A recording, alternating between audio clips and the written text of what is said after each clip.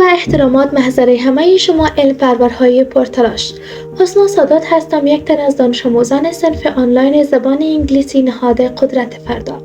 قدرت فردا برای من فقط یک نهاد آموزشی نیست، بلکه برای من جایی است که امید در آن زنده می شود و مسیر آینده‌ام را روشن‌تر می‌سازد. اینجا فقط زبان انگلیسی نمی‌آموزم، بلکه اینجا می‌آموزم که به خودم باور داشته باشم. می‌آموزم اگر تلاش کنم، می‌توانم رشد کنم، قوی‌تر شوم و قدم‌های محکم‌تری به سوی آینده‌ام بردارم.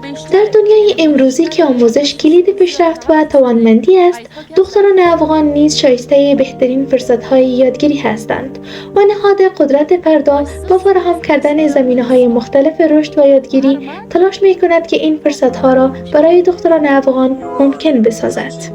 در نهاد قدرت فردا تمام کلاس‌ها آنلاین و رایگان است، اما چیزی که این نهاد را برای من واقعاً متفاوت می‌سازد حسی است که به من می‌دهد، حس باور، حس اعتماد به نفس و حس ارزشمندی. استادان با صبر، احترام و دلسوزی به ما درس می‌دهند و همین باعث شده که هر جلسه برایم دلگرم کننده و انگیزه بخش باشد.